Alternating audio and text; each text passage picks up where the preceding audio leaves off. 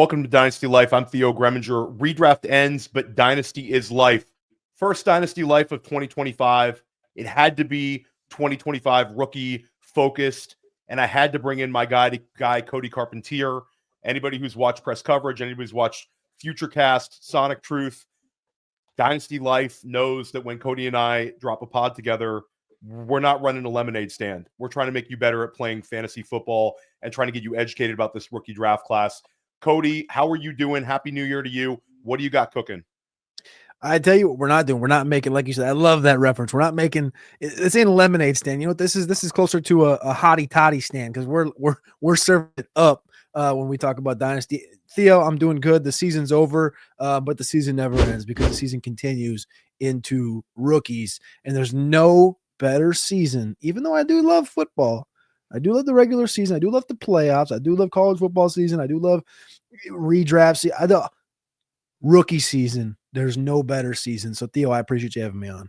Yeah, and people know your reputation in this. Cody, if you don't know who Cody Carpentier is not only a guy that you can go to and ask about just about any college prospect down to the Devy level, but he's a guy that has a real focus on the NFL draft and what teams are going to be doing. You can find his NFL draft coverage as well as his rookie coverage. I'm going to have a bunch of I started off with you, Cody, so, hat tip for sure. But I've got Brett Whitefield, I've got Thor Nystrom, I've got a bunch of other people sort of coming on with me over the next few weeks, talking shop about the 2025 rookies. The one question I'm going to ask you, because I know everybody watching, listening, want us to actually start drafting and get to it. But my one question is bird's eye view. How excited are you about this draft class? What do you think if you had to pick a positional group that you're most excited about among the four positions, what would that be? So sort of your general thoughts of just how hyped are you about this, and what would be your thoughts on the position people want to bet on fantasy-wise? There's two answers here. One is the chalk answer that everybody knows. This class is stacked from the running back perspective, right? This is going to be potentially the best running back class we've seen since the 17, the McCaffrey, Kamara, Fournette, and I can keep on going until I run James Conner, run out of air at the end here. Deontay Foreman, I think, was the first bust on that list as like a third or fourth round pick. Great class. This one has the potential to rival it in the end, and we'll see if it really comes to fruition. But honestly, receivers been fun so far. I've been digging all the way through wide receiver, and it's a class that, quite frankly, it lacks high-end depth, but it lacks high-end depth because it doesn't have a lot of underclassmen. Like, we literally have Burden, Bond, Travis Hunter, Ted McMillan, Matthew Golden, Alec Ayomaner, not Ayomaner. Gosh, I'm butchering it already. I'm trying to get it right from the jump. Say it how you feel it, Cody. It's like EYE. Ayomaner. Yep. And there's not a lot of underclassmen. That's the big thing here. And when you look at the depth, it's like you get down to the wide receiver 11, 12, 13 spot, and you're like, nah. As you looked at last year, you go down to the wide receiver 11, 12, 13 spot, and it was like, Roman Wilson, Jalen McMillan, Troy Franklin, Xavier Legette. That was a massively different conversation in that wide receiver class. So receiver is going to be interesting. Finding your spots at receiver is going to be interesting, but running back is going to carry this class, carry the boats, carry the water, carry the food. It's going to carry everything, maybe except for maybe like the bread. The bread, the receiver class can carry the bread, and the quarterback classes, they might just get dragged through the mud. Yeah, so for me, I completely agree with you. This is the running back class. This is one where if you're somebody who doesn't really necessarily participate in Dynasty, but you want to listen in about these rookies, next year you're going to be drafting a number of these rookie running backs in like the first 7 rounds of your redraft leagues as well. Like, a lot of these guys are going to steam up, and I'd say it's not just a draft where you get past like running back 6 or 7, and then you're like, everybody's sort of the same in this big tier. There's a bunch of guys that you could see landing correctly on draft day and draft night, and those guys immediately having fantasy utility like right away. So I'm really excited about that. I'm also a little bit excited about the tight end class. We're going to talk about some of those guys coming up. Cody knows I love my tight ends. So we're going to talk about the tight ends, wide receivers, and we'll talk a little bit about these quarterbacks as well. But the first thing we're going to do is Cody and I are going to drop a 2-round mock draft. We're going to go single quarterback so we cover more of these skill position players after a quick break. Oh, incredible news about Fast Draft. Fast Draft DFS is live. It's called the Flex 6 Frenzy. You just draft 6 guys, running backs, wide receivers, tight ends for the Sunday slate. You like Jahmyr Gibbs? You like Jackson Smith and Jigba? You like Tyrone Tracy? Draft him, draft him, draft him. And the beauty is you can just order 5 teams, submit your rankings, and Fast Draft will email you the results. We awarded $1,000 in prizes our first week, and we're just going up from there. Soon there's going to be a select 6. No drafting at all. You just pick any 6 guys. Our DFS mantra, just say no to salaries on Fast Draft. Don't forget there's free tools on Fast Draft too. You want to get ready for startup season? We've created the best Dynasty mock draft experience there is. And if you want to play in these DFS contests, and our best ball contest for 2025 are coming very soon too, just use promo code PODFATHER when you deposit and you get a free draft. It's that easy. And you're like, oh, I already have Fast Draft. Great. Refer a friend. Have them put your username in as the promo code, and then you and your friend will both get an instant deposit match up to $25. We got DFS. We got Dynasty Mocks. We got Best Ball. It's all there for you on fastdraft.app. Check it out. And the promo code is PODFATHER. Welcome back to Dynasty Life. Theo Greminger with Cody Carpentier. Cody, you're the guest. You start out. Give us your number one pick. People know who you're going to say, but I'm going to let you say it. 101, one quarterback league. If you don't pick him, you're wrong. If he busts, we're all wrong. 101 has to be Ashton Jeanty. Didn't only do it this year. He also had 1,300 yards as a sophomore, 800 as a freshman, of course, adding touchdowns. And he did 50 touchdowns, 50 rushing touchdowns in 3 seasons, Theo. Ashton Jeanty, 2,600 yards this year through his bowl games. Didn't break the Barry Sanders record. I'm kind of honestly happy he didn't, because he played in 3 more games than Barry did.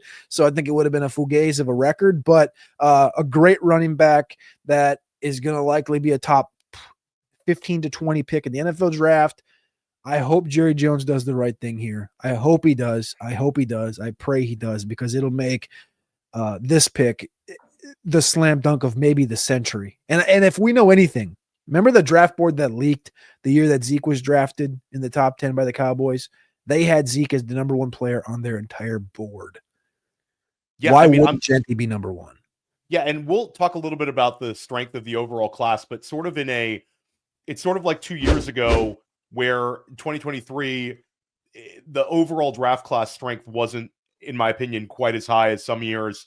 And you saw Bijan and Jahmyr Gibbs go inside the top 12. NFL teams know what Ashton Jeanty is. This is a guy that's just phenomenal. We could spend all show sort of talking about him. I know you're a lifter, Cody, and I am as well. So I love telling this Ashton Jeanty story. And I know you probably have heard this one before, but the guy squats like 6'10", like it's nothing. And the only reason that number is not higher is the Boise State strength and conditioning coaches would not allow him to add more weight to the bar, because if you're already squatting 6'10", what's the point? So this guy has next level strength. His backstory is interesting if you don't know it. Spent time in Europe to develop. So, I mean, it's just crazy. The whole story is amazing. He's awesome. Agree with you. It's got to be Dallas. But I also think that there's a chance that other teams are going to view him as some generational guy. There could be a shock team that just takes him. And I think that's fine too, because whoever takes him, it doesn't matter. He's just like, he's landing spot proof. He's everything proof.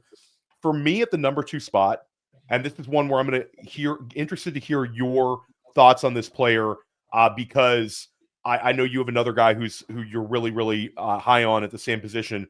But for me, I'm going to go with Tet McMillan. I think Tet McMillan reminds me a little bit of a Drake London type.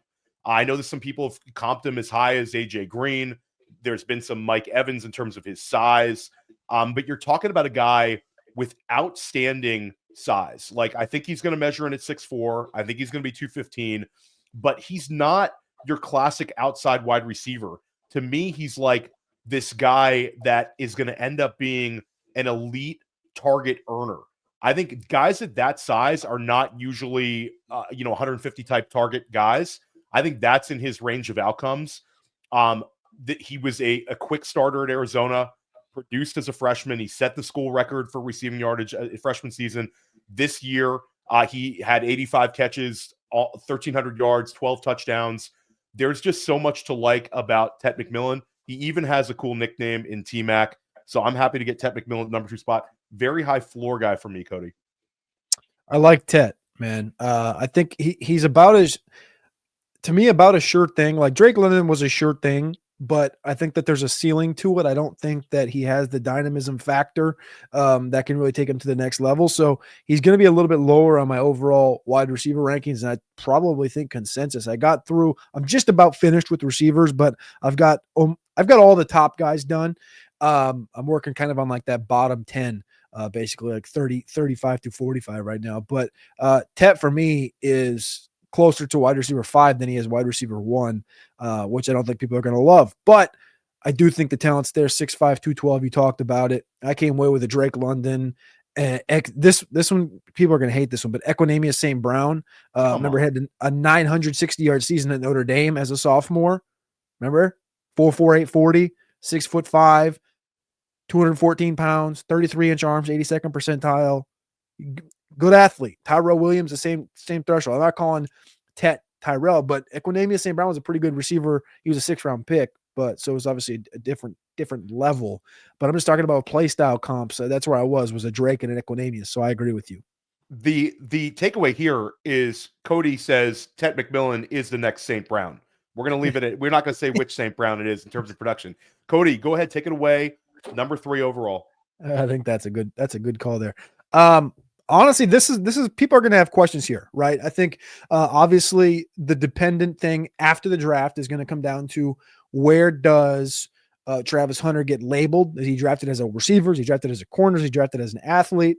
Personally, I believe he should be drafted as a corner and play sparingly on offense. So for me, I'm not taking Travis Hunter in the top 6 picks. I'm just not going to do it because I'm not sure.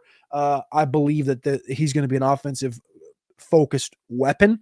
I think he'll be a defensive focused player and a utilized weapon on offense. So I'm going to stick to the running back position here at the 103. And for those reasons, I'm going to go ahead and take our guy, Quinshon Judkins. Quinshon Judkins is a guy here's the best way to put this. If you turned on the Cotton Bowl against Texas and you watched Quinshon Judkins from the first touch, Quinshon Judkins, his contact balance is going to rival, and I know Ashton Genty's got great contact balance, but I think Judkins has got better contact balance. His contact balance is going to rival that of Alvin Kamara. As a true freshman, this kid had 1,500 yards at Ole Miss. He had 1,300 all-purpose last year at Ole Miss. Then he transfers to Ohio State. We knew he could have probably come out and been a prolific player, but he was obviously not eligible. So he transfers to Ohio State, splits a load with Trey Henderson, bumps his yards per carry back up to 5.2, up almost a full yard from last year, almost 1,000 yards rushing. Quinshon Judkins is an overall player, as a prospect, back-to-back 20-plus yard plus reception seasons. And Quinshon Judkins, to me, is going to compete with Ashton Genty for this top spot. Okay, so number 3 overall, Cody Carpentier takes Quinshon Judkins. I have him high. I have him RB4, but not quite as highly as you. But I do agree with you that if he was eligible last year, this guy would have been right there with Jonathan Brooks, been right behind Jonathan Brooks for the top running back spot. Maybe before I think he goes Brooks. over. I think it's sort of like this one where the dynasty community has prospect fatigue when it comes to Judkins. And I think that this is one where when you look at like the production where some of these guys transfer in this new NIL era, sometimes the production drops because you're at a brand new school with different players around you, and the running back who he played alongside of is a guy that we're going to probably mention inside of the first round here in Trayvon Henderson. So like for me, Judkins, you mentioned that SEC record, and there's only one player in history with more rushing yards in a freshman season in the SEC than Judkins. It's not like some throwaway by Cody. Herschel Walker is the only other one to do it. It's been 3 straight seasons where he's hit double-digit touchdowns. He's got the size. He's like 220. I like this pick a lot. I think that people are going to be comfortably drafting him around sometime inside the top 5 in single quarterback when it's all said and done. And at the end of the day, he's very, very intriguing. And the fact that I have him running back 4 just speaks volumes to how strong this running back class is. I'll stay at the running back spot. And I could have gone multiple ways here. There's two guys I really, really like that are right there that actually have a little bit ahead of Judkins. But I'm going to go Omarion Hampton. And I really struggled with this one. I go back and forth. I don't want to have a spoiler alert, but I'm sure you're going to say Caleb Johnson over the next few picks anyway. But Omarion Hampton, to me, athletically gifted, an incredible producer. He has the most yards from scrimmage in a single season in UNC history, had over 2,000 yards, played alongside an NFL quarterback in Drake May and excelled.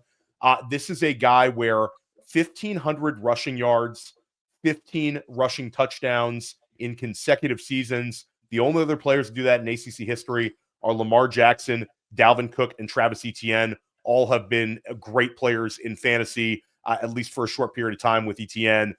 This is a guy where I don't think you really need to overthink the profile. He's plenty athletic. He's going to have top 40 draft capital. You continually see him projected by smart people inside of the top 35 to 40 picks. There's been some people saying he can get in the first round. I don't necessarily see that, but I do think this is a player that's going to be very good for fantasy. Cody, he can handle volume. He's got the size, big time producer. He can run you over as well. And there's a couple of plays where you see him when he catches the football, he can get that yak ability as well. So he's got great acceleration. I think he's very fantasy friendly as a prospect. 67 receptions the last 2 seasons. This is the writing is on the wall for Omarion Hampton to be successful in all PPR formats for at least a 5-6 year career. At the 105, I got to run up here with my card. My card's on fire. I got to sprint up here and I got to give it to you. It's my wide receiver 1, and he goes by the name of Luther Burden, 5'11", 205.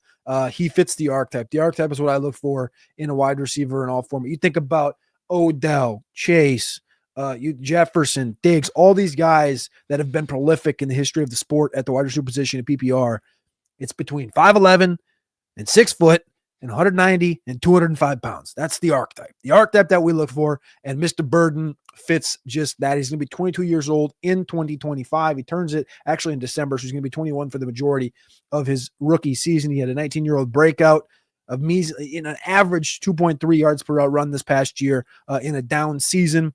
Brady Cook is a little underwhelming, I think, at the quarterback position. 33.9% of his team's market share across receptions, receiving, and touchdowns. My comp for Luther Burden, another archetype guy, Terry McLaurin. Terry McLaurin is a dynamo in that offense, and you saw it come to fruition this year because he got a quarterback. I pray Luther gets a quarterback. I got a top 10 grade on Luther Burden in the 2025 NFL draft.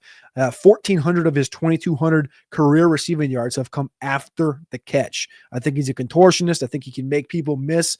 He had 29 missed tackles forced, which was tied for second in college football last year with Ted McMillan. This is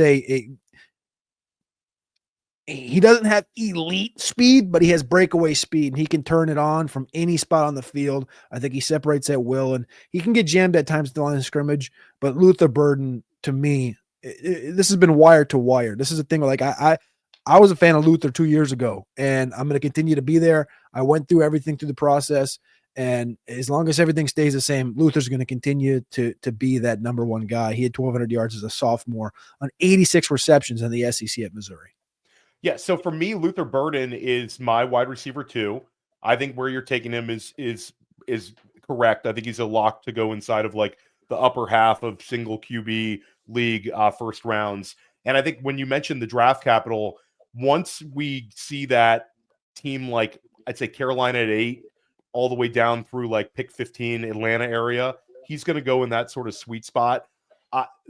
He moves different. Like when you watch him, it's one where you can show somebody the Luther Burden highlights and they know it's an NFL player like right away. There's no don't get it twisted type guy. I think that some people sort of sit like saying that this is a manufactured touch guy. This is a guy who's going to be used sort of like a Debo, has to play the slot. I think that's sort of because Missouri used him in that way. But like you said, big time production. I think he's a little more versatile than some people think. And I do think that that's, for me, once you get down to wide receiver 3, like there's a drop from Burden. I think those guys are comfortable for me at the top 2. I'm going to stay at the running back position. And I considered this player earlier. I think he's right there towards the top. And I would say that no player kind of improved their stock more this season at the running back position than Caleb Johnson of Iowa. 1,500 yards, 21 touchdowns. Broke out as a true freshman. Again, a lot of these guys we love seeing, like Burton, one of the best recruits in the country. We talked about Judkins, what he did as a freshman. Caleb Johnson had the Iowa record, almost 800 rushing yards. Cody, he caught 22 passes this year, which, for some teams you might brush that off. But in terms of Iowa, the passing volume is never very high. And that was a huge improvement for him to go from like no receptions up to like 22. This guy was kind of a one-man wrecking crew. I believe he had about 40+% of Iowa's total offense himself. And he had 10 games with 100 rushing yards. This is going to be a younger back. He's 21 years old. He's got that size, just like Judkins. I think that the one thing for me where I take Hampton ahead of Johnson is I don't necessarily see the same speed with Hampton. Like, Hampton's a track background. I think he's going to run the 40. Not that Johnson's slower, but I do think that was sort of like my tiebreaker with those two guys. So Caleb Johnson, Iowa running back, I'm taking off the board here at 6 overall. How incredible is it, Theo? I mean, we talk about the how great this running back class is, but 222 pounds for Caleb, 220 pounds for Omarion, 230 for Ollie Gordon, 219 for Judkins, Janty's 215, 232 for Martinez, like Taj Brooks. You can go on all day, and these dudes are just 220, 230, just I don't want to say brunt force, but it's just girthy humans that can break tackles and just accrue yards as all-purpose backs. And I think you define that there with Caleb Johnson. So I like that here at the 6. At the 7, my hand's almost getting forced here to a certain extent, but I'm gonna push back once again, and I'm gonna take a guy that on paper some are gonna say, he's regressed. He's not even the best receiver on his own team.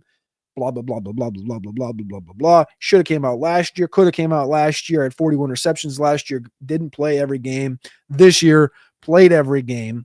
Plays in the national championship next Monday. Emeka Egbuka, 199 career receptions at Ohio State, 947 yards this past year, 10 touchdowns for the second time in his career. Also did it his sophomore season when he had 1,100. This man, Emeka Egbuka, is played with every receiver that has went through, it feels like, for Ohio State. He's played with literally Jeremiah Smith, Jackson Smith-Njigba, Marvin Harrison, Garrett Wilson, and Chris Olave. He graduated from Ohio State in 3 years with a marketing degree. 3 years. He graduated. He went into Ohio State early, graduated in December last year. So not 2024, it's 2023. Emeka Egbuka, for me, fits in this class as a people are going to say, well, you're taking him here at the Robert Woods, Jarvis Landry. Well, you think about the peak of Jarvis Landry and Robert Woods. You think of 1,000 yard, 1,200 yard. You think of 80 to 100 receptions. You think of 8 to 10 touchdowns. You think of very good hands. You think of very nuanced route runner. You think of dependability. And that's what I think of when I think of Emeka Egbuka. The same thing I thought of Chris Olave when Chris Olave came out. Of course, he's been dealing with concussions which are unforeseen, but he's been a 1,000-yard receiver when he's been healthy. Emeka Egbuka is a surefire guy in this class. Yeah, and like you said, surefire. He's a very, very safe player. Incredible production at Ohio State.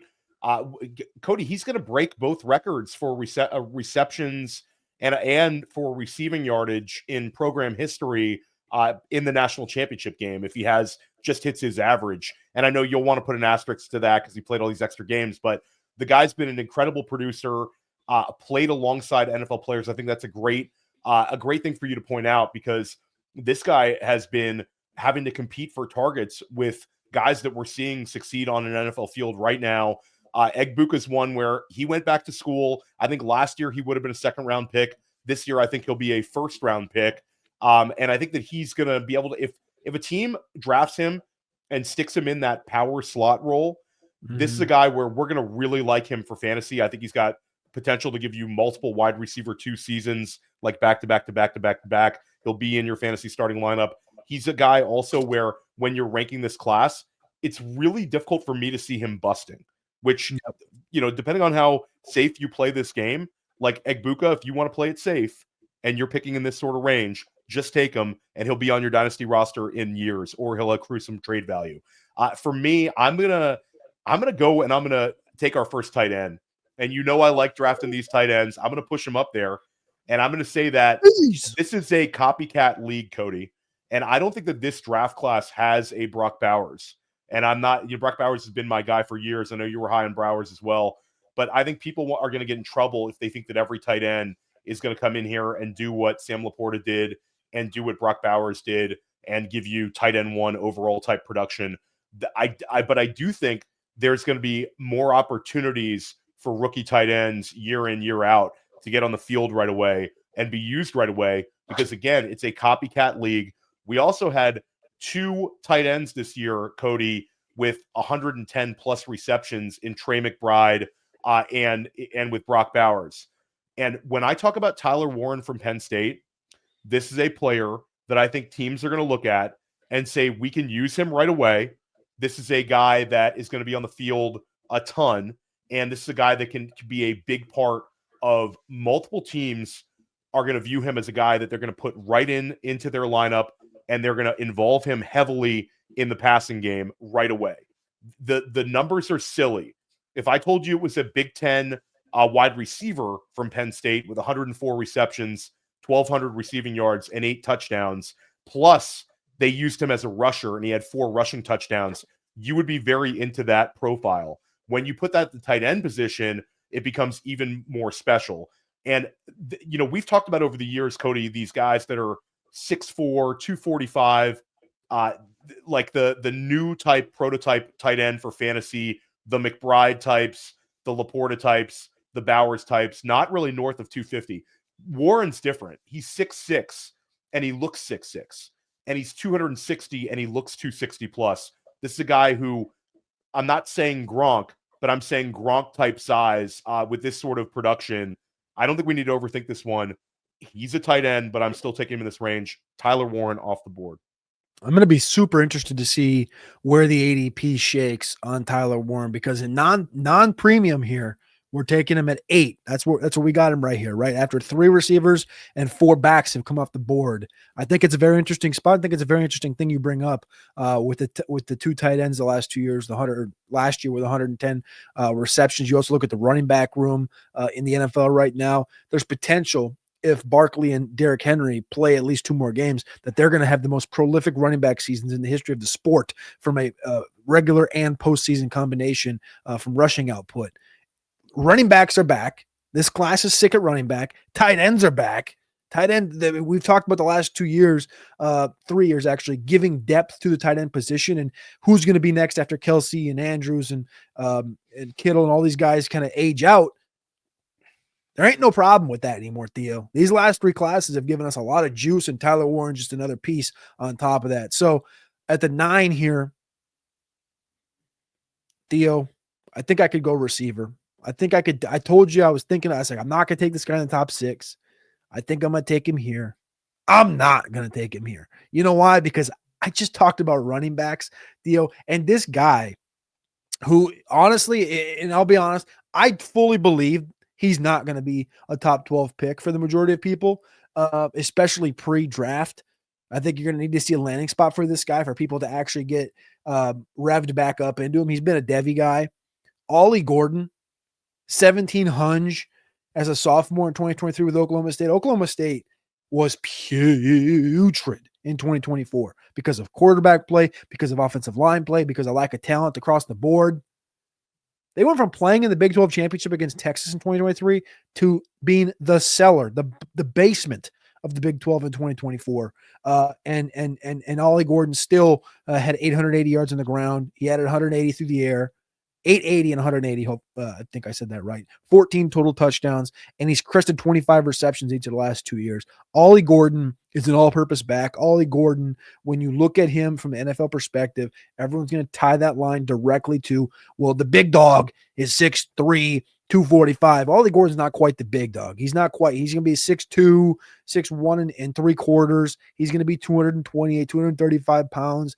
He doesn't quite have what Adrian Peterson had. To me, it's a little more DeMarco Murray than anything. But I think it's a guy that you're going to see come in here and get a ton of carries. It seems like he's got a ton of tread utilized but really he's only had 537 carries in his career, which we've heard multiple dudes that have entered the league with 900 to 1,000 on their legs and still last in the NFL. So Ollie Gordon, I'm taking him here because I know what I know and I know what I don't. I know Ollie Gordon's a good running back.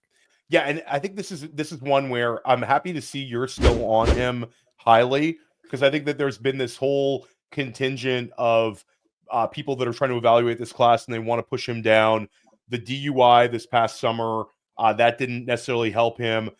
The production dipped huge, but like you said, Oklahoma State won 3 games this year, and he still had, correct me if I'm wrong, 13 touchdowns, 14 touchdowns, and nearly 900 rushing yards on a team that was constantly playing from behind. Yeah. This is also a bigger back that we know can catch the ball a little bit. So like Gordon's one where last summer, I know that Matty Kiwoom and the two of us, like you guys were both extremely high on him. I was getting super high on him. This is sort of like you're definitely getting him discounted from where he was a year ago. And when the dust settles, he might still end up going in this range. I do think that this is one where I want to see the NFL draft him. I don't want to see him fall to I know that if he fell to a day 3, we're not ruling that guy out. We saw, what Bucky Irving could do, Tyrone Tracy could do this year. But I do want to see somebody pull the trigger in round 3 for a back with this size, this sort of production.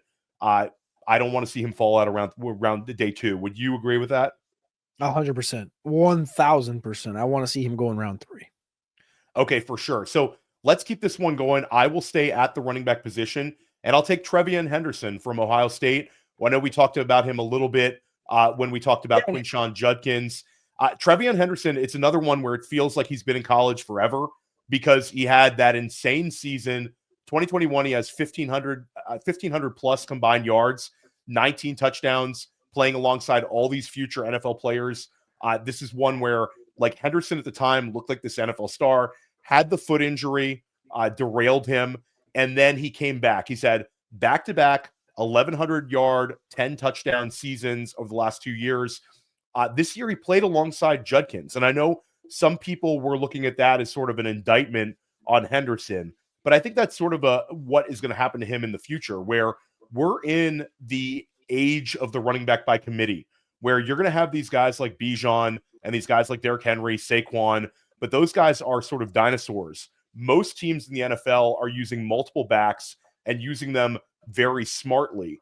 We saw this year Jahmyr Gibbs, Devon Achane, James Cook. None of these guys was top 12 in running back touches, and they all scored considerably high. To me, Henderson is a guy who's going to thrive. I think like the floor for him is something like a Jaylen Warren, like good Jaylen Warren, like running back 2 level Jaylen Warren. And I think the ceiling is considerably higher. 7.3 yards per carry in the Big Ten this year. He's a very good pass catcher. I saw him as a good pass blocker. I had somebody tell me they didn't necessarily love his pass blocking, but interested to see what you think about the profile. A guy that is very explosive, Cody. He had the 75-yard catch and run against the Longhorns the other day in the college football playoff. That game sort of broke things open for Ohio State. Turned out to be a massive score for them. Your thoughts on Henderson and taking him in this range? I think this is, I was going to take him next, so I'm glad you took him here. He deserves it. He deserves to be a first-round pick. He was another guy that was discussed as coming out last year, and he basically doubled down on that from last year to what he gave us this year, which was 24 less carries, but more yards, more efficient. Like you said, 7.3 yards per. He gave you the receptions. He showed that he could do it, which he did his freshman year with 27 receptions and went out for 1,200 yards. We're getting this class that you remember we talked about Judkins a minute ago. We talked about Ollie Gordon, this class that had these epic freshman, sophomore seasons that are now coming to the draft. And that's what's making this class so strong and so dense. I love Trey Henderson. I think Trey Henderson's going to have a long career in the NFL.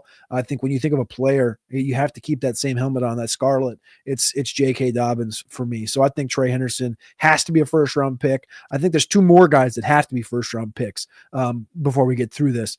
And I'm going to make you make the other pick because I'm going to go ahead and take Dylan Sampson here. Dylan Sampson, who I probably could have okey-doked with you, and you probably would have not taken him, and I probably could have got him at the 201 or whatever. But I will say, Dylan Sampson has forced his way onto the field through his career. He had 14 touchdowns before this season. at the University of Tennessee. Dylan Sampson averaged 6.8 yards per carry as a freshman behind Jalen Wright, behind Jabari Small, playing with Hendon Hooker. He forced his way onto the field. They couldn't not play him. And even last year, we talked about Jalen Wright and how we love personally, I said this a lot. I remember this is one of the most used terms I had was he's got I'm forgetting exactly how I phrased it, to be honest with you. He's got the 2 lightning bolts attached to each one of his hamstrings, right? That's what I always said about Jalen Wright, because he's got the dynamo factor. He didn't break out this year because he's playing with a guy that was pretty super sick. Name's Devon Achane. If you don't know, now you know. He played with him. So it's kind of tough to break out when you got that backfield to compete with, and then also a completely battered offense for whatever reason, Mike McDaniel. But at Tennessee last year, Jalen Wright had 137 carries. And this measly sophomore decided to take away 106 carries from that backfield. He averaged 5.7. He had 600 yards and 7 touchdowns, more rushing touchdowns than Jalen Wright had last year. Sampson's a better back than Wright. Sampson is going to be drafted a much higher in the NFL draft than I think a lot of people are expecting, because his class is so dense. Everyone's going to have their favorite flavor, the favorite liking, the favorite style. I think Dylan Sampson, Offensive Player of the Year in the SEC this year, is going to be vaulting up boards, it looks like to me, after the NFL draft, because if people let him fall into the second, you're looking at the year that Kamara came out. Kamara was the 201. If we allow Dylan Sampson to be 201 this year, those teams that drafted the 101, if they get Genty and Dylan Sampson, yeah, it's over. Like, child, please. And the production was wild this year. I mean, I was going to take him, potentially the next pick, and I think that this is one where he's also 20 years old. Correct me if I'm wrong on that one, Cody. I believe he's only 20, has not turned 21 yet. I think you're right. Yeah, so Dylan Sampson's also young, which is not a prerequisite of the running back position by any means. Yep. We're not like closed-minded to an older back. We know Tyrone Tracy last year, but it still doesn't hurt. I know like Javonte Williams came in the league quite young. Like some of these guys that come in the league super young, there's a reason. They're ready at 20 years old. Could still be some physical development in the league, which some of these guys are getting like a ready-made product. So that sort of production led the SEC in rushing yardage, led the SEC in rushing touchdowns. This is a guy. And he had that game where he really didn't do anything against Ohio State, but I think that the Tennessee just sort of got, and they were also overwhelmed. There was really no room for anything, Yeah. So I think that I'm right with you. I think when it comes down to it, I'd probably have him ahead of Gordon, because I think we've seen what Gordon is. And I think that Sampson, for me, it's just the upside there. I think he's elusive. And I wonder what he weighs in at, Cody. Like, this has been where we've had a bunch of these guys that were sub 200 pounds that have been very productive at the NFL level recently. So it's not a red flag anymore. But I am interested to see if he's like, they list him like 201. So a lot of times 201 means 195. What do you think when you see Sampson? I think he knows he needs to be 200. We like to see him at the Trey Mason Dixon line, which is 205. But I think he comes in probably at 200. Okay, so for me here, I'm going to go with Trey Harris for Ole Miss. And this is one where I'm not sure you would have gone in this direction. This is a guy with, in 8 games, and one of the games he was banged up, he had 60 catches for over 1,000 yards and 7 touchdowns. The production increased when he moved on from Louisiana Tech, transferred up to Ole Miss. This is a guy with big-time production. And I think if he played the entire season, then people would be way more high on him. Because if you simply look at what the guy did in September, he was tearing it up, gaining a ton of momentum in September. And then again, obviously missed some time this season. But he has size. I think he's a good 6'2", 6'3", and he's going to be north of 210 pounds. So he's got that outside size that we love to see. Averaged over 17 yards per reception in the SEC. This is a guy where I think that if he lands correctly, like he's not landing spot proof. I don't think he's just like, oh, whatever team he goes to, I want him in every draft. But I think if he lands correctly, he could be really strong for us in fantasy, and a guy that's right away somebody's wide receiver 2, and a guy that can win on deep routes, and a guy who can score a considerable amount of touchdowns even as a rookie. So I'm into Trey Harris. I don't think I don't like him as much as the wide receivers that you've already taken. I think it's a teardrop for me from Egbuka down to him, but I'm happy to take him to kind of close out the first round. I think you're right. I think it's the right theory and the right thought. I do like Trey Harris quite a bit as a prospect. I think when you look at Trey Harris from let's just put it this way. He's all world yards per route run, 5.15, which is 1.41 yards better than the next, 2 yards better yards per route run, 2 yards per route run better than Jeremiah Smith. I think when you look at him, like his passer rating was top 3 in college football and he was targeted. Jackson Dart is to thanks for that. You look at the history of the position at Ole Miss, and everyone thinks of like Jonathan Mingo being overdrafted. Elijah Moore was there, Dontario Drummond, Malik Heath, all guys with Lane Kiffin. Trey Harris is better than all of them. Elijah Moore was great, different type.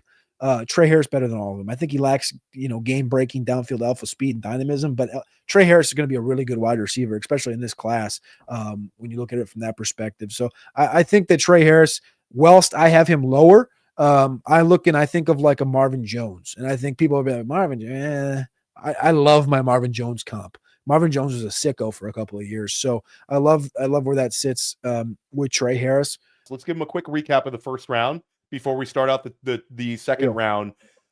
Cody started us out with Ashton Genty at the 101. I took Tet McMillan at the 102. Cody did not love that pick. Threw a little shade at Tet McMillan. Then at the 103, Cody took Quinshawn Judkins, running back, Ohio State. At the 104, I took Omarion Hampton, running back, UNC. Cody took our second wide receiver in Luther Burden of Missouri. At number 6 overall, I selected Caleb Johnson, the running back out of Iowa. At the number 7 pick, Cody selected Emeka Egbuka, the wide receiver out of Ohio State. I took our first and only tight end in Tyler Warren at the 108 out of Penn State. Cody took Ollie Gordon, running back from Oklahoma State, at the 9 spot. I took Trevion Henderson at the number 10 spot, running back, Ohio State. Cody took Dylan Sampson, running back, Tennessee. And then I selected Trey Harris, wide receiver, Ole Miss. And for anyone listening at home, we talked a little bit at the beginning about Travis Hunter, about our fear that he's going to be predominantly a cornerback, and he obviously has not been selected. Cody, just out of curiosity, before you make your pick in the second round, Travis Hunter, if he said, I'm a wide receiver, that's it. I want to make that wide receiver money. If they want to have me come in some dime package as a cornerback, that's cool. But I'm predominantly a wide receiver. That's how I want teams to view me in the draft.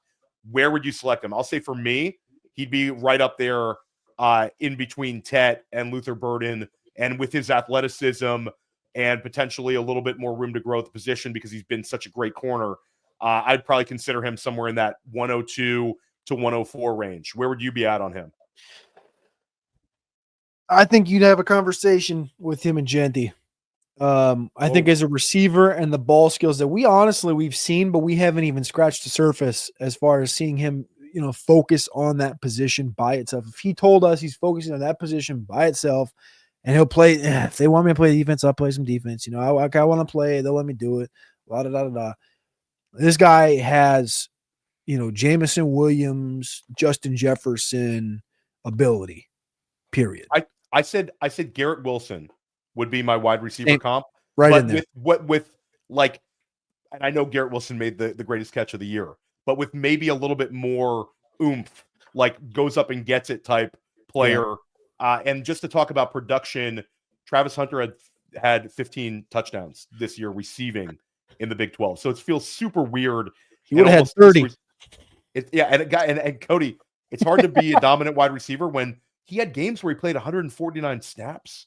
149 snaps. It's Stupid. Insane what kind of level of athletic ability you have to endure that sort of wear and tear. Even if you're a cornerback, you're a wide receiver, you're never leaving the field. I'll just say TCU game. Just put the clip in if you have questions about like what level of athlete he is. It was the sequence in the TCU game, Cody, where he, I believe he had a pick. And then there was another play like where he chased down a pick like back to back. It was like the craziest 30 seconds for a college player ever. So Travis Hunter, we were given a little asterisk. We wish we could draft you. Come out, do the right thing, Travis. Tell everybody you're a wide receiver. Who's your pick here at the 201, Cody? And we're going to go a little faster here in the second round. All right, I'll make this one quick. 201 is not going to be Travis Hunter because I have a guy that's graded just a touch ahead of him right now. And he's not getting a lot of the conversation. A lot of the conversation at Texas is around Matthew Golden. I'm taking Isaiah Bond here at the 201. And there's one reason is that people forget who Isaiah Bond is. Everyone just says, well, Isaiah Bond, he made that catch against Auburn, right? He made the one catch, in the corner of the end zone, and that's pretty much the only thing that guy's ever done in his career. Well, that's not quite true. He's got 99 career catches, 1,400 yards. He's got 10 touchdowns. He ran the ball very efficient this year for Texas. He had 4 carries, 98 yards, and a touchdown. Dynamic. I'll keep it simple here. I talk about Tyreek Hill, KaVontae Turpin. They got rubber ligament syndrome. When you watch them run routes, when you watch them move around the field, rubber ligament syndrome. That's what Isaiah Bond, he's got a little bit of that rubber ligament syndrome. He's a certified slot guy, elite direction change, acceleration combo, which means he can catch the ball and turn and do all this stuff in the same fluid motion that you see some of these elite guys do. He's got elite extreme twitch. Like I said, he can run the ball. The best way to say this, and again, people, if you're watching, I do have a Texas shirt on. I cover the Texas Longhorns for Orange Bloods. So I've seen Isaiah Bond a lot. I've seen every snap he's played at the University of Texas. The best way to explain Isaiah Bond to somebody that's never seen him is he's a Ferrari with supersonic abilities. I love it. Ferraris are pretty crazy. Supersonic abilities, you combine those two things, this is what this guy brings to the table. He's going to run a 4.30, a 4.29. Theo, I'm telling you, he's more than just a one-trick pony. This thing can run. Yeah, I did an NFL draft, a mock draft, which I'm sure you've done as well, but I had Bond in my first round because I do think, like you said, this is a guy where it's going to be back-to-back years where a Texas Longhorn has the fastest 40-yard dash time. Now, I don't necessarily think Bond gets it. I'm not, to guaranteed for the entire draft class, but I think among all wide receivers, he would be my bet to be the fastest one out there. Maybe he doesn't get that, but like you said, he's a sub 4.3 guy on film, and he's only 20 years old, Cody. So this is not a finished product. And I love when you see guys play at back-to-back, play at the highest levels of college football for 2 schools. And Bond, just kind of tell everybody, what was he dealing with this year? Because he was a little bit banged up. He had an ankle injury that happened against Oklahoma, and he tried to fight back for it. They held him out for a game and then a bye, and they played Florida. Had a good game against Florida, got a little tweaked, had another bye, came back again, played against Georgia, and against Georgia in the SEC championship, he got rolled up on like one of those, you always see the offensive linemen get rolled up. He got rolled up on again in the ankle, and he's been rolled up on. He's re-aggravated this ankle injury 3 times this year, and it's just really been purely bad luck after the first one. Yeah, no doubt. Definitely a very interesting player and a speed guy. NFL, he's going to have the draft capital. And another player where I'll just stick at Texas. You brought up Matthew Golden. This is a guy that gained a ton of value over the last few games of the season. His season as a whole, Cody, was impressive. But when you look at what he was able to do against Georgia, he had 160 receiving yards in the SEC championship game. And then what he was able to do against Arizona State in what was a super exciting, entertaining game for Texas. He had 149 receiving yards and a touchdown. Transferred from Houston, ran track and field in high school and put up a 10.9 100-meter dash. So I think that the 40 time is going to be solid. Not Isaiah Bond speed, but I think he's a sub 4.5 guy. I think he's going to be like a 4.48 guy. Correct me if I'm wrong on that one. But when you look at what he was able to do, 17.9 yards per reception. We talked about 17 plus yards per reception and 50 plus catches in the SEC has been a great indicator of future fantasy success. You don't really find too many guys that busted with that profile.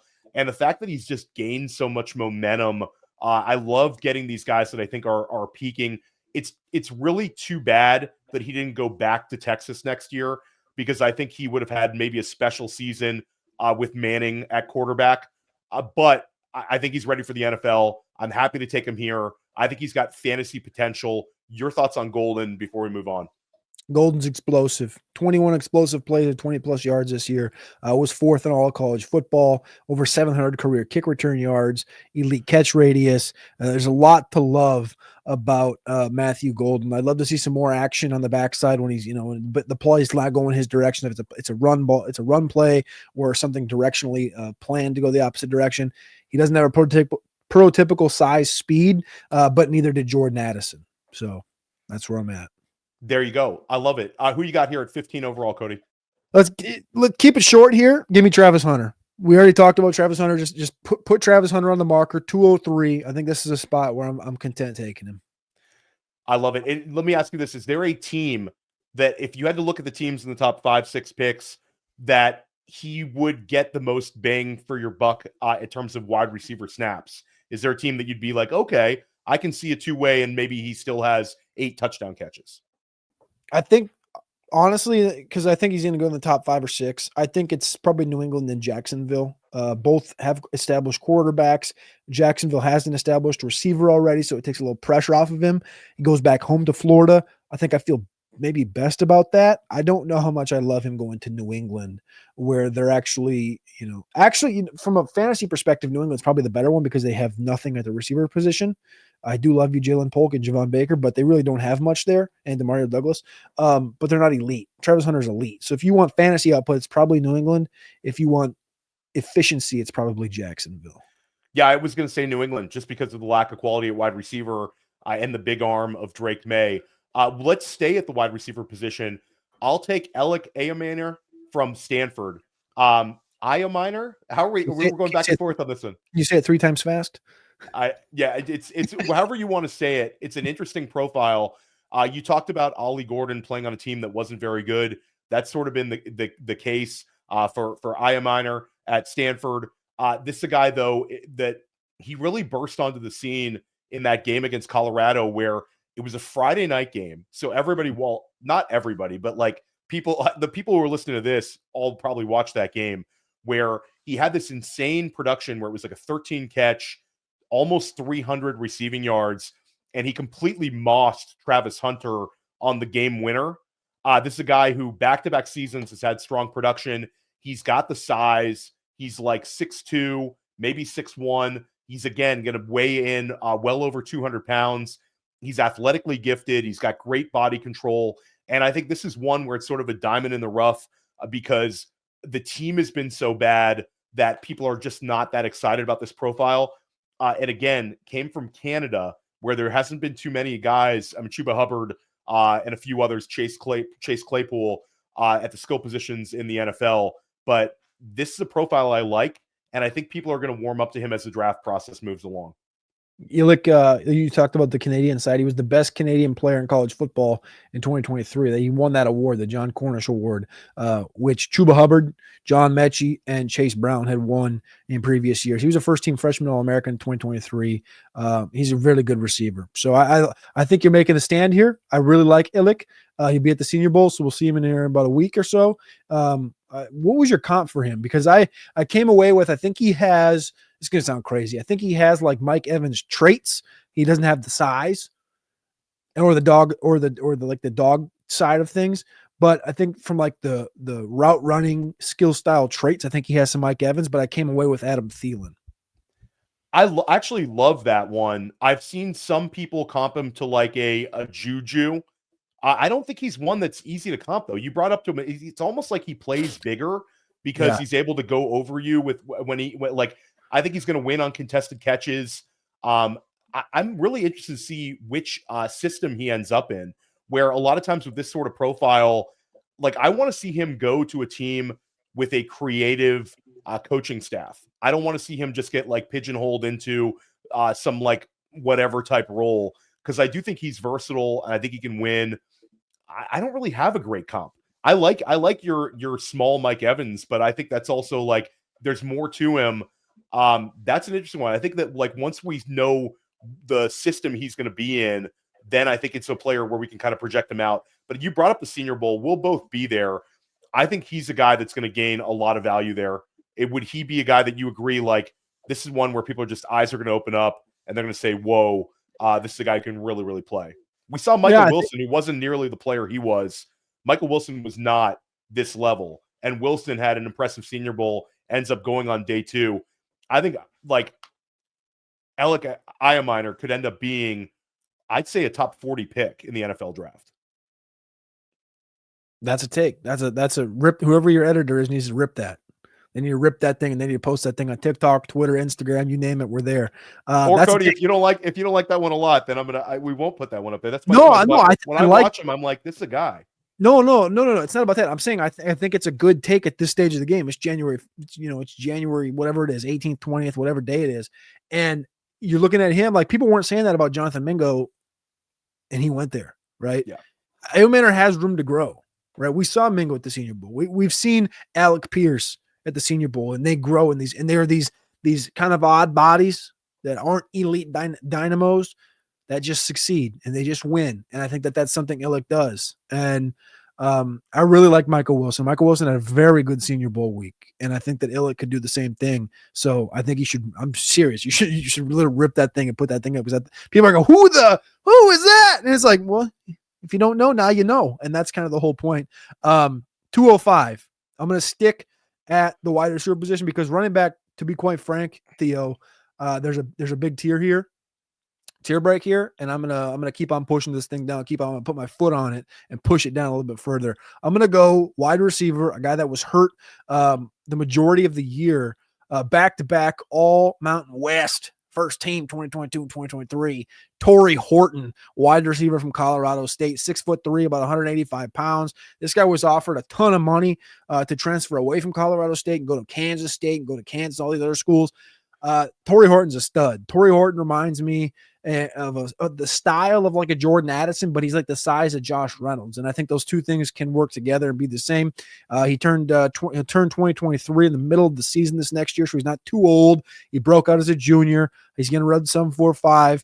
I think if he has a good process, he's going to be a guy that's drafted in the second round. You think of that back end where we've seen Adonai, DK Metcalf, Debo, all these guys go. I think that's an area where you can see Torrey Horton, the former 2-star out of high school in Fresno, California, get drafted. He had an elite 3.45 yards per route run, sub 5% drop rate the last 2 seasons, which is elite. You want to see these guys below 10%. He was below 5%. He's got strong hands, 6+ receptions in 18 out of the 30 career games. At Colorado State, he's a rather slender body. You hear me say 6'3", 185. Like that's if you bounce it down a little bit, you're thinking about like Devonta Smith, 6'1", 170. It's about the same thing. He's tall, long, lanky. He had a right knee injury this year, missed 7 games. Rarely pressed with physicality in college because he's playing at Colorado State, and a lot of people in that conference are giving him a lot of cushion. So rarely pressed very much, but I think he'll be just fine at the next level. And Torrey Horton here at 205, I think gives us a different level of upside. And we would call this a flag plant, because when you said Mountain West, I thought you were going to talk about Royals from Utah State, and I started writing them down, and you pivoted over there. I would say you're higher than most on this player. Pay attention to this one. Cody's usually pretty right when it comes to this sort of guys in this sort of range. So I would say that this is one where, Cody, you are legitimately ahead of almost every analyst when it comes to Torrey Horton going at this point in the second round. Good one. Pay attention to that one. I'll go back to the tight end position. I'm going to go, there's 3 tight ends I really, really like in this class, and then a few I like as well that are going to be right behind those guys. But for me, I'm going to go with the draft capital. I'm going to go with Colston Loveland. Last year on the Michigan National Championship team, Roman Wilson, who was a 3rd-round pick at the wide receiver spot, only edged Loveland by a few receptions for the most receptions on the team. So this is a guy, Loveland, where had production last year, got on the field as a true freshman. Another interesting background guy, came from the state of Idaho, where there's not too many NFL players, Taysom Hill and a few others. But Colston Loveland, when we talked about the kind of guys and the body types and the athleticism that have been producing in fantasy lately, you're talking about Colston Loveland right in that wheelhouse. 6'4", a little bit, I think it's going to be a little south of 250, but a real athlete, very good route runner, also can block, led a bad Michigan offense in catches, receiving yards, and had 5 touchdown catches. And I think he's a big-time athlete. He's got great hands. And this is one where we talk about draft capital. I think Warren, wherever you're seeing Warren being mocked, he might go a couple picks ahead. And I also think the same of Loveland. I've said that I think both of these guys, we constantly get in this kind of tight end discussion, but I think both these guys go inside of the top 20 picks in the NFL draft. I'm happy to take Colston Loveland here in this range in the second round. I have a rule personally where I don't take tight ends until the 206, 207. Like that's like my threshold. And I'm going to take one here at the 207 right after you took your tight end. Oh, you're going to take my guy. You're going to take my guy. Nah, probably not going to take your guy. I'm going to take Mason Taylor from LSU. Mason Taylor, is that your guy? Well, he would be my tight end 4. My tight end 3 still on the board. We'll do a spoiler alert then. All right, so we're in a good spot. Mason Taylor, tight end, LSU, legacy guy, bloodline guy. His dad is Jason Taylor, who's a prolific edge at Miami, coach at Miami Hurricanes right now. His uncle, Zach Thomas, who prolific at Miami as well. Mason Taylor, wide receiver U down there, LSU right now. 3 seasons, 1,300 yards, 130 catches. This is a prototypical, like when you think of a prototypical tight end, you think of like Hunter Henry. You think of these dudes that are, Kyle Rudolph, like these types, big white guys from Notre Dame and stuff. That's what I think of when I think of Mason Taylor, a guy that can really succeed. He's going to get second round draft capital, which I love, and he's going to be a professional tight end. He's an underclassman playing tight end, and he come out early, 55 catches in a year, back-to-back-to-back, 35-plus catch seasons. Mason Taylor, it's a tight end. It's hard to get you really jacked about a tight end unless it's a Bowers or a Warren or it's an athlete. But this is a prototypical tight end that I think is going to be a 10 touchdown upside guy in the NFL. Yeah, I like this one a lot. I'll just stay at the tight end spot since we're on a tight end run. I wouldn't necessarily going to take him here, but I'll go Harold Fannin Jr. of Bowling Green, a guy that we're going to see at the Senior Bowl. Really, like when we talk about production, it's like stupid production. This is a guy where he led the nation in receptions, led the nation in targets. He had 150 targets at Bowling Green last year, 117 catches, 1,555 receiving yards, and he also caught 10 touchdowns. And this wasn't a one-year wonder because he burst on the scene last year. You had guys like Mel Kiper talking about a guy at Bowling Green last year. He had 73 catches, 1,000 receiving yards. And what I think is interesting is you look at his first 2 seasons, whenever they stepped up in competition, the production wasn't that impressive. But when you look at this year, what he was able to do in September against Texas A&M, he had 11 catches for 137 yards. Against Penn State. And then the Texas A&M game, he had 8 catches for 145 yards, and he had touchdowns in both of those games. This is a really, really good pass catcher. This is a guy where when we talk about the profiles for Warren, Taylor, and Loveland, those guys, we know that they can be at like legitimate blockers at the next level. Fannin's more of your classic move tight end, but the production was so impressive, Cody. This is one of the more interesting prospects because, again, he's playing against MAC guys, but we saw it against the big boys as well. We're going to see what he does at the Senior Bowl, but I want to be extremely aggressive. He's my tight end 3. I like it. I think we're going to see him here in a little bit and at the Senior Bowl, and I think that's going to help Fannin continue to grow his stock. And I wouldn't be surprised if you heard some late first round murmurs for Harold Fannin if he succeeds at the Senior Bowl. So the next pick is the 209. Let's go back to Cali. I'm just kidding. Let's go to Jalen Royals, Utah State. Jalen Royals, one of my favorite prospects as at the wide receiver position overall. 6 foot tall, 205 pound shocker. That's the archetype that I'm looking for. I'm expecting a 4.46 40. Guy's going to turn 22 years old here next month. Broke out as a 20-year-old junior. He got injured this year. Dealt with some injuries. And Thea, this is one of the more maniacal things that I think you'll read. When you look at a guy that got hurt, but still had a rather prolific season and played against the best competition that he had on his schedule. He played Boise, UNLV, and New Mexico his last 3 career games before he got hurt. Boise obviously made the college football playoff. They lost by 32, 62-30 in that game. He had 9 for 211 and 2 touchdowns. 9 receptions, that is. UNLV, who lost the Mountain West Championship game to Boise. 10 receptions, 155 and a tug.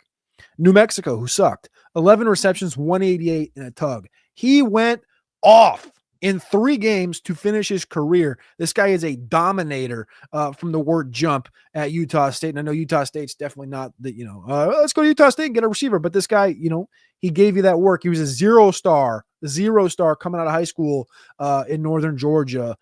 He went to Georgia Military Junior College before he went to Utah State, and he's grown. He's put on about 20 pounds since he came out of high school. My comp for him, way back, throwback machine, go all the way back to the University of Massachusetts up there in the Northeast, up by you. Victor Cruz, little Ant Miller, little Jaden Reed. They think of Jaden Reed when they see him here at the and I know that's what they see him as at the Senior Bowl, because when you're looking at Jalen Royals, it's hard not to see Jaden Reed. It's hard not to think about Debo. Bad names here: Kadarius Toney, Malachi Corley. These are all guys that, the Senior Bowl comes around and they bring in guys that are dynamic and that can play multiple positions, can be used all over the formation. And this year, that is Jalen Royals. Yeah, I like that one a lot. We talked about him in the pre-show, and I thought you were going to take him when you took Horton. We've seen back-to-back drafts with G5 guys going on day 2. You brought up Corley, Rashee Rice before that, before they were with the Blue Bloods in the ACC. SMU was down there in the American. So for me, I like Royals. We talked about him as a potential Senior Bowl riser. I think this is about correct where you have him. For me, I want to kind of go back to the running back well, and it's just very difficult in this class to kind of pigeonhole this range for me, because I like a lot of them. I actually think if you want to take anything away, a lot of times the 3rd round picks in single quarterback format are ones you can kind of discount a little bit. But the 3rd round is going to have a lot of running back utility. But let's stick up with a guy that I think has the size, had the production. This is a player that produced at 2 schools, and I'm going to go with Damian Martinez, who I think is a back with size and production. Was very, very good at Oregon State, and then transferred to Miami, still produced. This is a player where I liken him into and this is in a positive way, to like a better Tyler Algier. I think that's sort of my comp for him, and I think he's going to better draft capital and the kind of guy that can handle volume. We remember Algier was a 1,000-yard rusher as a rookie and was able to take on a lot of volume. He just happened to get Bijan Robinson, and he's still a very solid player as a role player in backfield. So for me, it's difficult for me to put Damian Martinez here. I could have gone with about 4 guys at the running back spot, but I wanted to highlight him because I think as we go deeper in the process, people are going to like this profile. I like Martinez. He's a brute. He's a tank. It's another 230-pound back, underclassman, multiple 1,000-yard seasons. I love Damian Martinez. He was originally committed to the Shrine Bowl, switched over to the Senior Bowl the last 2 weeks. I was between Martinez, and I'll just say, because it's my last, you got one more pick here, but I'll just say this pick right here was between Martinez. It was between Trevor Etienne, who doesn't have a 1,000-yard season, but is a legacy, Taj Brooks from Texas Tech, who's a Shrine Bowl guy, and the guy I'm going to take here to 211, which is RJ Harvey, 5'9", 208, 2,000-yard seasons, transferred over to UCF from Virginia. And you talked about the 1,500-yard, 15-touchdown threshold in the ACC. Well, this cat just played in the Big 12 and had 14-16 as a senior last year and 15-77 on the ground as a redshirt senior this year with 16 and 22 touchdowns. So 38 rushing touchdowns the last 2 years to add in 4 receiving touchdowns and back-to-back near 20 reception seasons. RJ Harvey's a guy that we've heard from the higher-ups that from the senior class for the non-underclassmen, he could potentially be the first non-underclassman at the running back position drafted. I love that one. I think that I like seeing you on him. I think he's also a guy that's projecting to be a guy who catches passes at the running back position. We love seeing that. For me, you mentioned a bunch of the guys. I think Etienne's really interesting, and I wonder if it's a sort of a cascade effect of he declared, the Penn State guys went back to school, maybe in a little bit of an opening, because I think Etienne, obviously the lineage, obviously Georgia back, he's interesting. I could go with a number of running backs here. I mean, I don't want to just like list every single running back that's interesting, but I think I have to talk about Cam Scatabo, because I think this is right in the wheelhouse. This is a guy where the production was disgusting. I mean, we're talking about a guy who catches a ton of passes. He had 1,700 rushing yards, and I think a lot of people were skeptical about him. But then that Texas game, and I know one game really shouldn't matter, but those guys up front for Texas, those are Sunday players, Cody. And this is a guy who excelled in that game, made every single play. Also, he's sort of a gimmicky guy that can pass for touchdowns. Earned it at Sacramento State, which was really one of the better FCS programs in the country when he was there. They were up there in like the top 5 in terms of the rankings. So this is a guy who really like excelled at the lower level, transferred up, had a wonderful year in the Big 12, can catch passes. I don't think he's ever a feature back, but I think some teams are going to really, really like him. And he never seems to lose. He never seems to lose yardage on runs. He always finds a way to gain that extra yard. Really interesting player. At the end of the day, there's some guys I might end up ranking higher than him, but I do think this 2-3 turn is about where he'll end up in this sort of draft. We had a lot of receivers run at the end of the 1 into the 2, and I think this is where you see a lot of the running backs go, is the end of the 2 and throughout the 3.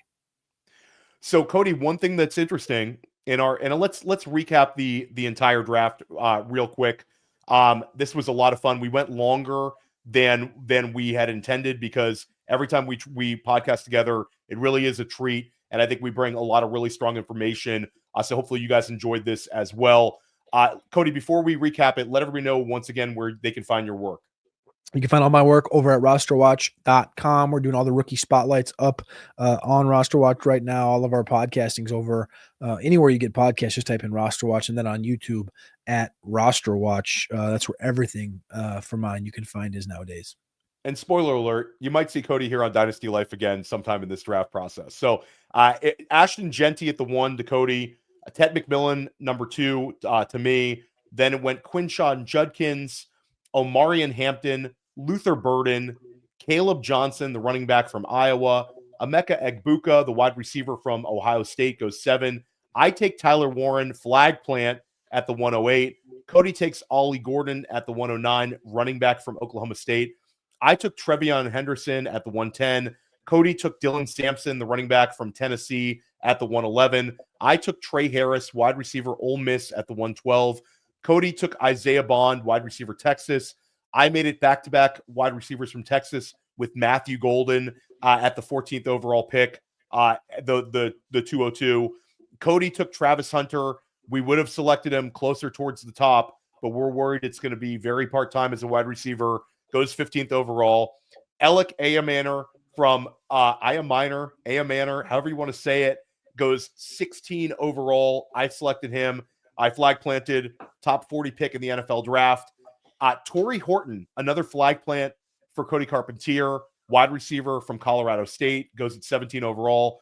I took our second tight end, Colston Loveland of Michigan, at 18 overall. That started a run of tight ends with Cody taking Mason Taylor at 19 overall. I took Harold Fannin Jr. from Bowling Green, the mega producer, at 20 overall. Cody took Jalen Royals. He really is into the Mountain West wideouts this year, at 21 overall. Cody's a big Mountain West guy. I took Damian Martinez at 22 overall, running back Miami. Cody takes RJ Harvey, running back of UCF. And I took Cam Scatabo, Arizona State. One thing that is absent, your quick assessment of Cam Ward and Shadur Sanders. Not to spoil anything, your rankings are, people can follow your work elsewhere, but these guys were not in consideration for me in a single QB format in the first 2 rounds, which is really getting away from what we've seen the last 2 years, where we've had quarterbacks go inside of these first 2 rounds in single. Your thoughts on these 2 guys, where you think they'll end up being drafted? I think they'll both end up being drafted in the top 10, but I'm not going to have I probably won't have a first-round grade on Shedeur. I'm not done yet. Cam, I'll probably have a first-round grade, but it's going to be tight. And if I was going to take anybody in the second round in 1 QB at the quarterback position, I think it'd be Jalen Milroe. But that's going to be landing spot dependent. If he lands somewhere, let's say like the Giants, with a bad O-line and a super stud out wide, it sounds horrible, but from what his abilities are, I kind of think, well, that guy can rush for 800 yards and he's going to have Malik Neighbors attached to him. He's going to throw for at least 15, 20 touchdowns. Like, I think that would be one direction I could go in 1 QB, because you're looking for dynamo upside.